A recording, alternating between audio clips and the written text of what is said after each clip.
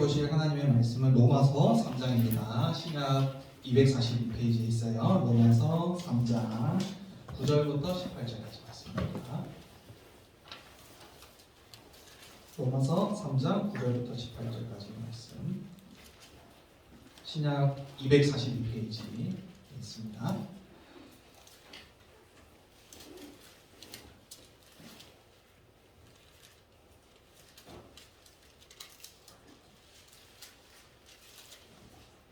로마서 3장 9절부터 18절까지 말씀. 아주 아름다운 소리.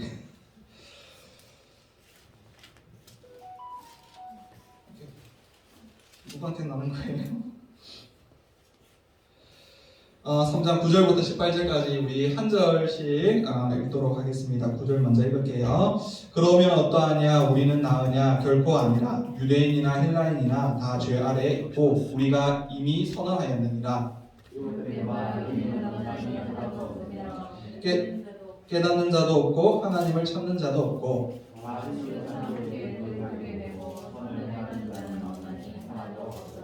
그들의 목구멍은 열린 무덤이요 그 혀로는 속임을 일삼으며 그 입술에는 독사의 독이 있고 그 발은 피 흘리는 데 빠른지라. 평강의 길을 알지 못하고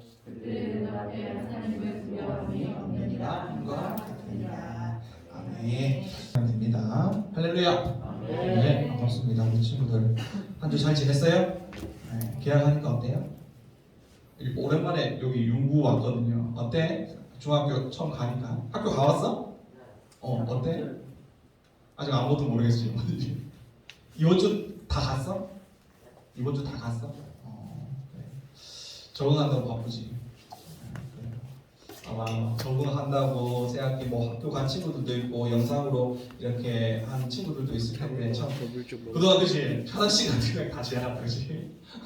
그동안 게을름에 잠깐 익숙해져 있었죠. 그죠? 그리고 이러면 안 되는데 좀 다르게 지내야 될 텐데 그런데도 너무 게으름 가운데 있었는데 또 그 가운데 있다가 또 학업 시작하려니까 쉽지 않은 것 같아요. 그래서 적응하는데 아마 좀 많이 힘이 들겠지만 또 기도하면서 힘내서 잘 하시기를 바랍니다. 예, 그래요.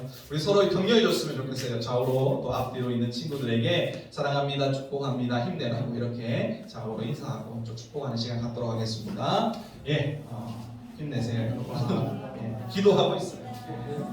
축복합니다, 사랑합니다. 예. 잘 해낼 거예요. 예. 자, 오늘은 말씀을 함께 살펴볼 텐데요. 로마서 3장의 말씀으로 지난 성경이 말하는 진리에 관한 내용들을 이어가도록 하겠습니다. 오늘도 말씀을 듣기 전에 우리 함께 고백하며 하나님 앞에 나아가도록 하겠습니다. 왼손을 가슴에 얹고 저를 따라하시면 되겠습니다.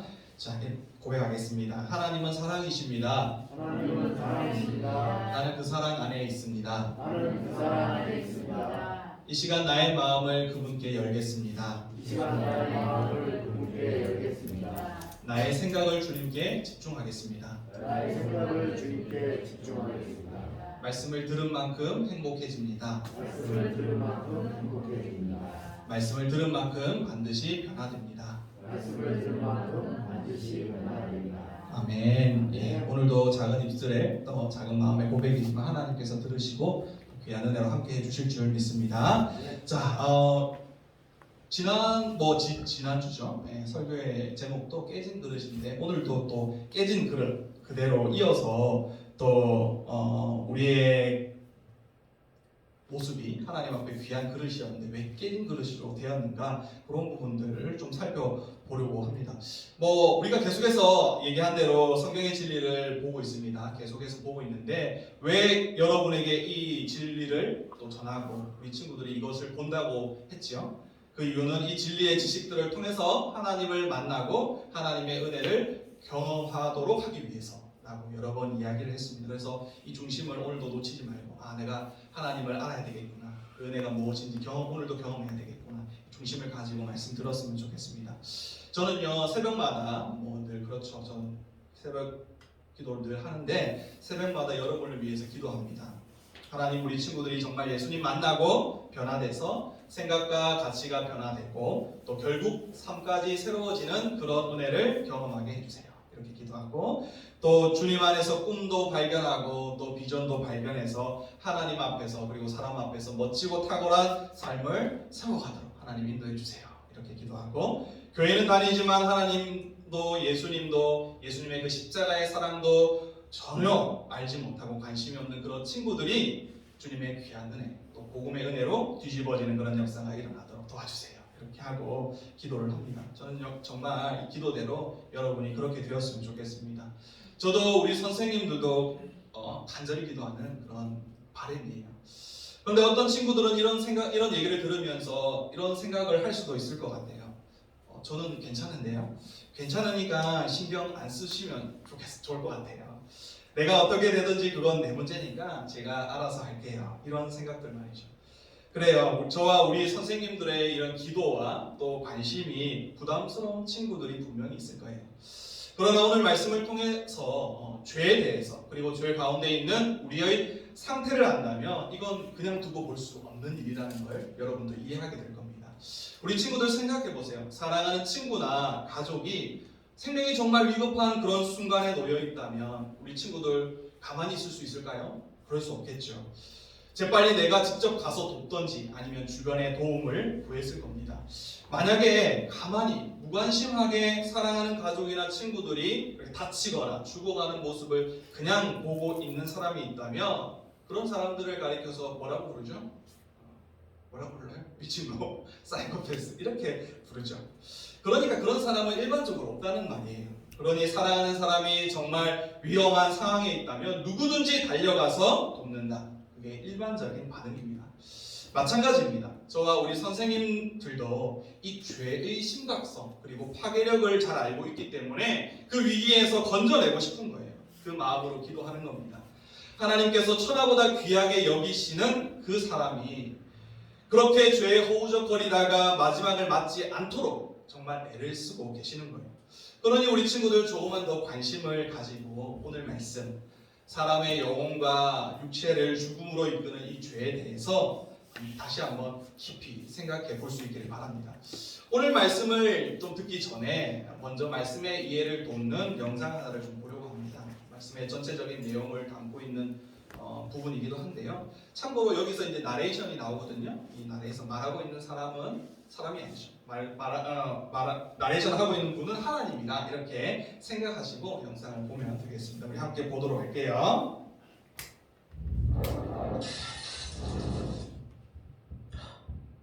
You.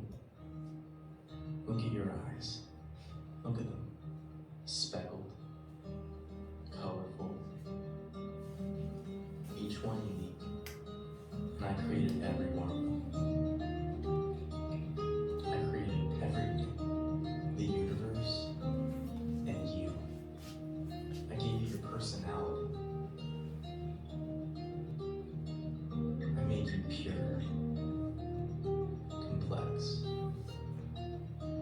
And every day, I give you life. I love you. But something happened. You cheated on me. You didn't trust me. You sinned.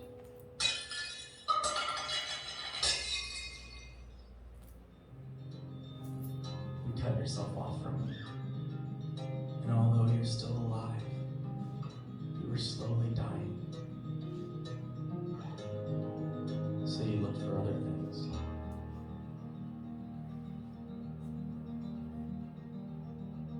To fill the void. But nothing works.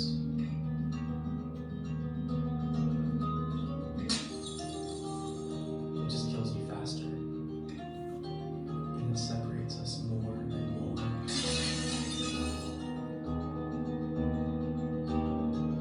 What are you searching for?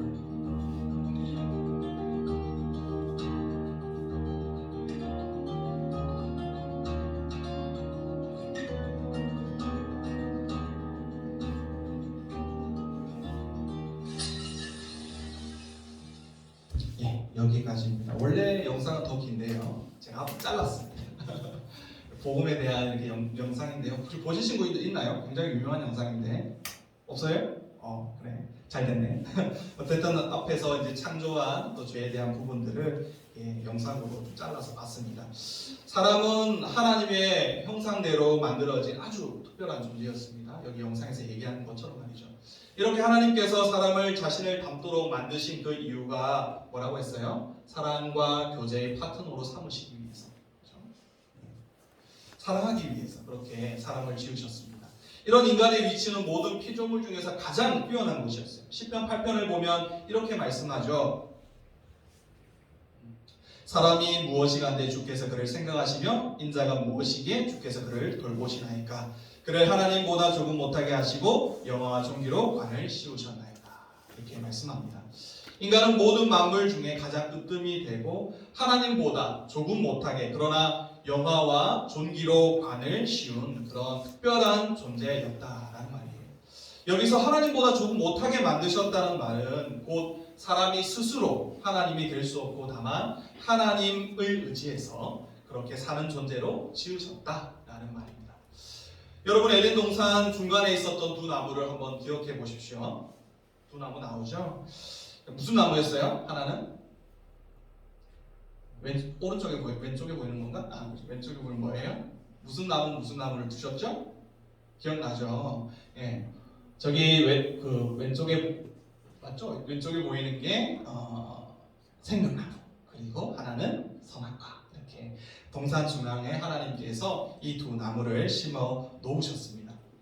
이 두 나무가 상징하는 것은 하나님의 말씀에 대한 순종과 그에 따르는 은혜를 보여주고 있어요. 무슨 말이냐면 선악과는요, 우리 스스로 하나님이 아니라는 사실, 즉 하나님의 말씀을 따라서 하나님을 의지해서 살아가야 하는 그런 존재라는 것을 보여주고 있는 거예요. 그리고 생명나무는요, 그렇게 살 때 하나님께서 사람에게 부어주시는 영원한 생명을 의미하는 거예요. 그런데 만약 사람이 하나님의 말씀을 어기고 또 그의 말씀에 불순종한다면 어떻게 되겠어요? 그에 따르는 영원한 생명 또한 끊어지고 말겠죠. 이것이 바로 죄와 죄에 대한 결과를 우리에게 보여주는 좋은 예입니다. 오늘 본문 말씀은 어려운 내용이 아니에요. 9절과 10절을 보세요. 성경은 세상에 의인은 하나도 없다, 모든 사람은 죄 아래 있다, 이렇게 분명하게 말씀하고 있습니다. 그리고 11절부터는 그렇게 죄에 허우적거리는 사람의 모습을 있는 그대로 보여주고 있죠. 도대체 사람에게 무슨 일이 일어난 걸까요? 왜 모든 사람이 죄 아래 그렇게 놓이게 되었을까요? 그 원인과 결과에 대해서 이제 좀 생각을 해보죠. 먼저 성경이 말하는 죄에 대해서 알고 가야 될 것 같아요. 정의를 좀 하고 가야 될 것 같습니다. 여러분, 죄가 뭘까요? 죄가 뭐라고 생각합니까?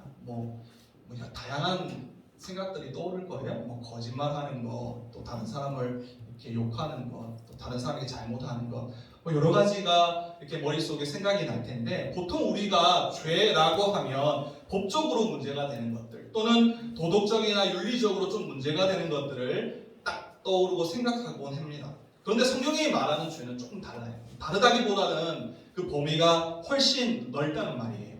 굳이 그림으로 표현하자면 이렇게 되겠죠. 가장 작은 게 법적인 죄고, 그 더 넓은 곳의 도덕적인 죄, 성경이 말하는 죄는 훨씬 더 넓어요.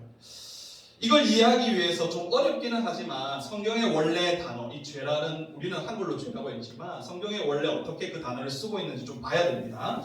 보면 이래요. 진, 영어로 죄죠. 그리고 위에 보이는 게 뭐냐면 구약 성경에서 죄라는 단어를 저렇게 썼어요. 읽어보면 크아타라고 읽는데요. 자랑하려고 그런 건 아니야. 그렇고요. 그리고 아래는 이제 신약 성경의 죄라고 표현된 그 단어를 이렇게 표현했습니다. 읽어보면 하마드티아라고 읽어요. 좀 어렵죠, 그죠? 하지만 단어가 어떻게 생겼고 어떻게 읽는지는 중요하지 않습니다. 이 두 단어가 어떤 의미를 갖고 있느냐, 그것만 알면 돼요. 이 두 단어는 같은 의미를 가지고 있는데요. 어떤 의미냐면 한번 읽어봅시다. 시작. 목표를 벗어나다. 그죠? 저기 표적이 있는데 화살을 막 쐈는데 목표를 다 벗어나다. 목표를 벗어나다. 이렇게 정의할 수 있습니다. 뭐예요?